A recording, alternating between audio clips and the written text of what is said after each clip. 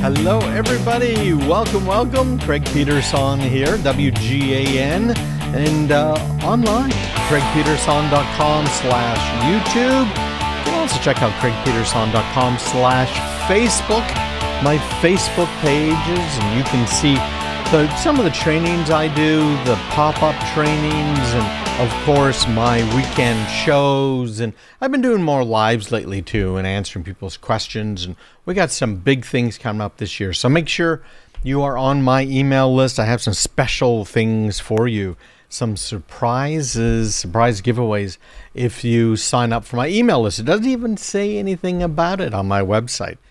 It lets you sign up, but it doesn't say anything about all of these giveaways. I've got some amazing things for you. So if you're not on my list already, make sure you check it out right now, craigpeterson.com. All right now we are going to start by talking about the new year. So what are some of the things that you might want to do for this new year? Well, this is a great little article that came out in Fast Company this last week, and it is about the 27 smartphone apps you should delete. Now, they're saying before 2020, but, it's a new decade. Let's get around to it right now. And what we're really talking about here isn't just smartphone apps. We're going to talk about whole categories of apps. Now, you know that there are a lot of apps that do nasty things to you, right? And to your data and to your information. And we talk about those all of the time here on my show. But let's talk about them a little bit more right now. Number one, apps that depress you. Now, in many cases, what we're really talking about here, kind of the behind the scenes, inside information, are apps that are, frankly, social media apps. Because social media apps, many people look at those and say, oh, my life isn't like that. My life's terrible. Right? It's like these, have you seen these influencers online that have come out and said, yeah, I took 1,000 pictures before I got that one perfect picture, that one picture where it was from the right angle and she had the right look and the stars lined up, right? That's the reality of things. The reality of things isn't that everyone's a multimillionaire. And I mentioned earlier, right? The reality is I'm not, right? I'm the guy that was 280 pounds, and I was able to twice lose the weight, which is really kind of cool. But none of us are perfect, but we think because of the way social media is portraying people and the things that they're putting up there, that somehow we should have a better life, a different life than we have, okay? So when people are trying to curate this perfect image of themselves in their lives, it's a bad thing, okay? So research has shown that this can make you feel depressed, it can make you feel lonely, and now we're seeing that the younger generation isn't getting married until they're 33 on average. Can you believe that? I was married 10 years earlier than that, started my family. They are really wondering about themselves, and they're wondering about whether or not they should get married. They're judging their potential partner against this perfect facade of a person that they've seen online and social media. The guys are doing the same thing.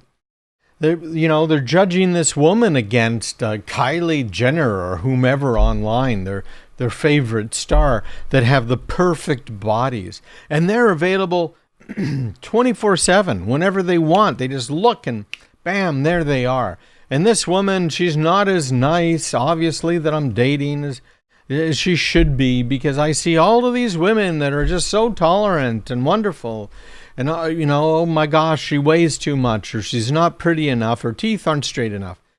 I've seen this before, okay? And I've seen it with my kids' friends as well.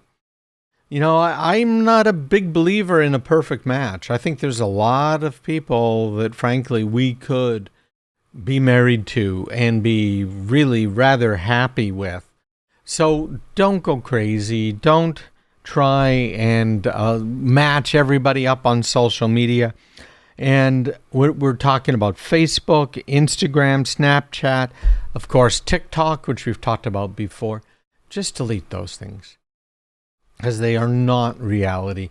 And too many of us are sitting there scrolling through our phones every day and are looking at something that just isn't real. So there's number one. Number two, to get rid of, these are app categories, and I'm going to mention a few, are apps that don't protect your privacy. Now, we've talked about some of this stuff before, right? It basically, hey, if it's free, it's not the product, you're the product. And I think that's a simple enough thing for people to understand. At least I would hope so.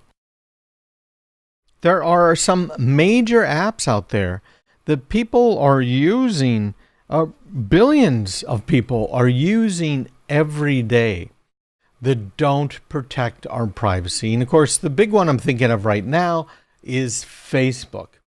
It is not protecting our privacy. In fact, it's selling our information. Now, not all of that's bad, right? I understand the marketing side. I was in the whole marketing business years ago, decades ago, many, many decades ago. And what I was doing back then is finding people who read this magazine and that newspaper and put them together in order to come up with people that might be interested in buying my client stuff, right? Well, basically, it's the same thing nowadays, except they know a lot more about you than which magazine you subscribe to. But look for businesses that are building privacy into their business models.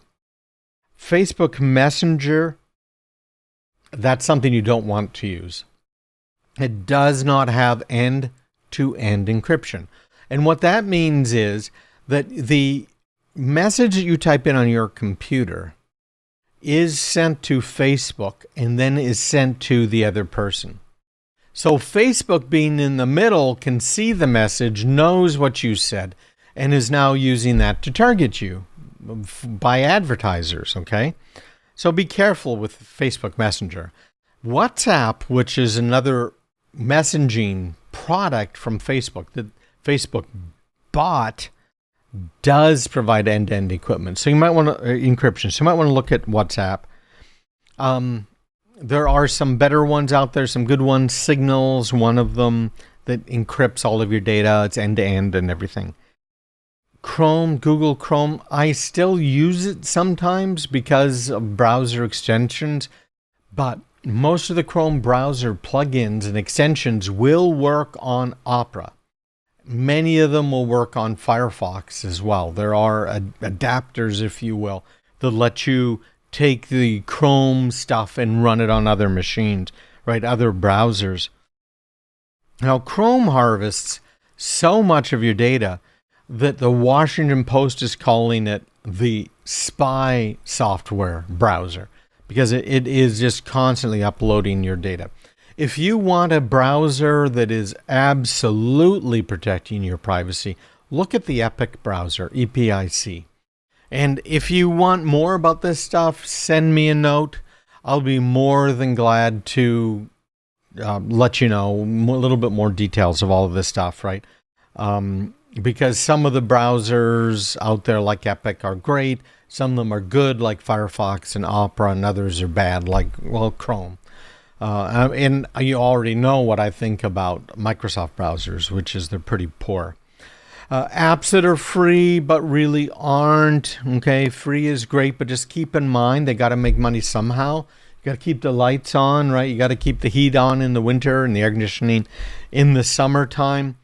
These face-morphing apps that we've seen, the big ones are actually out of Russia. We've got other apps that are out of China. They're not free, that are getting our information and are literally using it against us and using it against the country. So be very careful.